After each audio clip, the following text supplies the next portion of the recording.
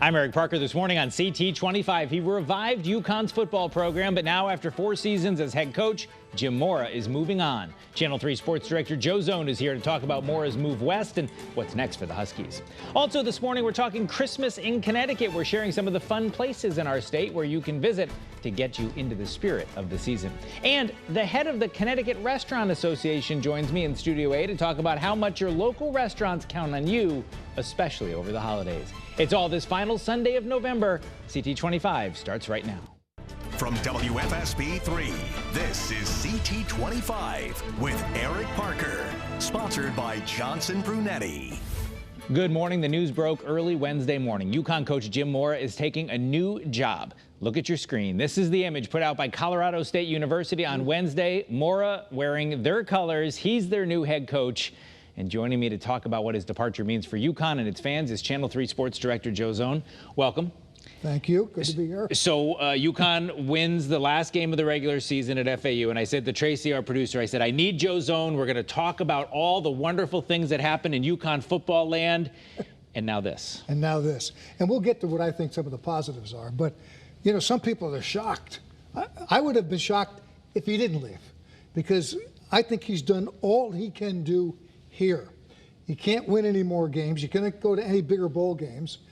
I think this was the move all along. It was going to happen. I wasn't shocked when I saw it. And I'm not shocked about the timing either. Well, obviously, you know, he's got this stud quarterback who's leaving. Yep. So there's going to be some rebuilding, at least in that position. He's not UConn. There's nothing to suggest they're going to be in a conference anytime soon, which limits their bowl possibilities. I'm surprised, Joe, at the destination. I had said to people who were worried about this thing, well, listen, if a Penn State comes calling, if a big SEC school comes calling and they say, we want you to resurrect our program, sure. Colorado State? Well, so they're going into the new Pac-12. You know, that was dismantled, so he's going to be in the conference.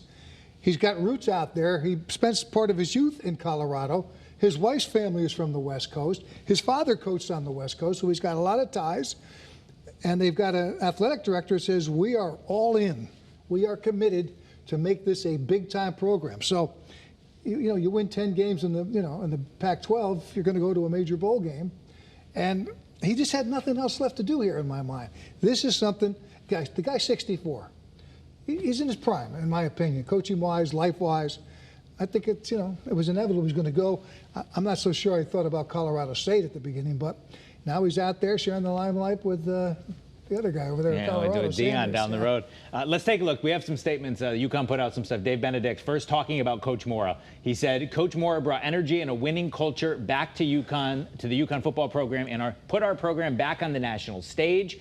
We thank Jim for his dedication to our student athletes and wish him and his wife Kathy and his family the best at Colorado State.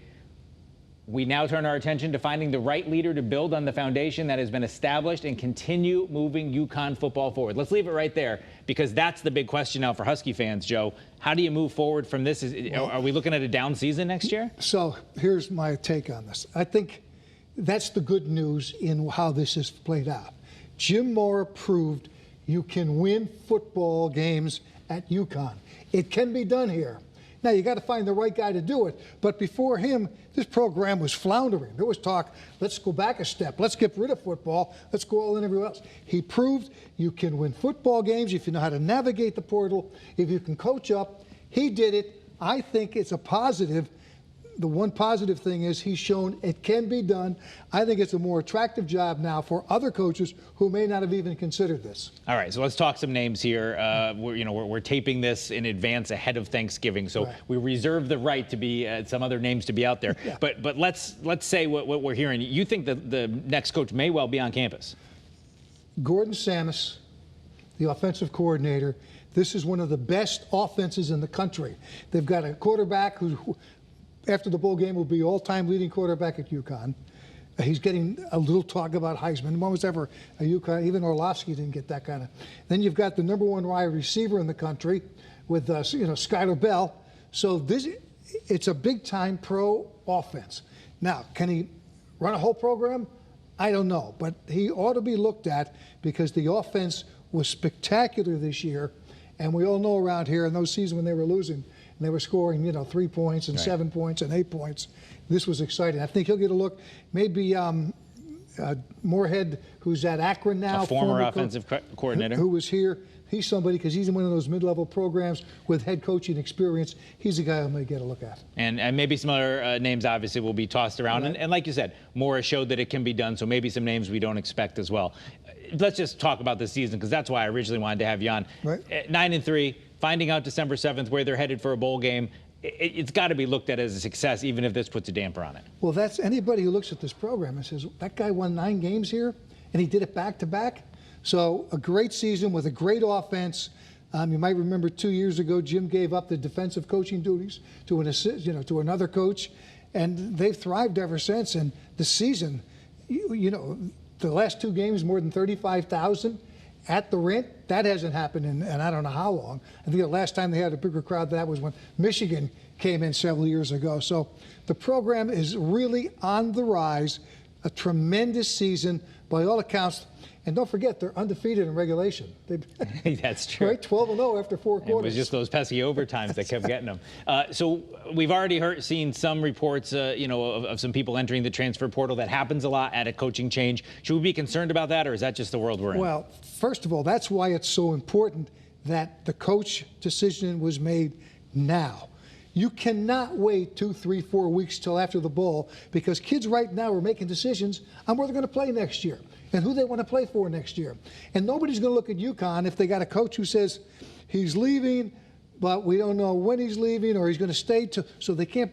They got to get a coach in now, so all those kids making decisions can make their move. I don't know how many guys are going to leave and follow Mora, if he was going to take any with him. Some are going to leave. I think Victor Rosa has said. But I think maybe Victor was going to maybe be moving on one way or the other anyway. He wasn't used this much. Kids are going to leave. Kids are going to come in. UConn has to have the coach now. And that's why I think some people criticized him because he's leaving before the bowl game. He's doing them a favor by leaving before the bowl game. Give them time to sort it out. They've already said they're going to do a national search. You mentioned Samus. He's right there on campus, but they'll obviously look at other people too. Just I want to leave it with this.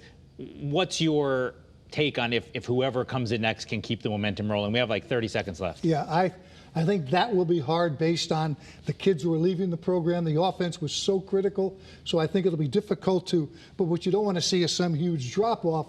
You'd like to see a guy come in, get his people in. I think it's going to take at least a year or 2 to get it back up, and hopefully it gets back to that 8-9 win season. Well, we had Jim Mora on this program twice. I've shared with you, I thought he was the pitch-perfect guy to turn this program around. I didn't know that at the beginning, but he did a great job. We obviously wish him well out there. And like you said, we'll see what happens next. Keep an eye on that coaching search. Joe Zone, thanks for being with us. Thanksgiving.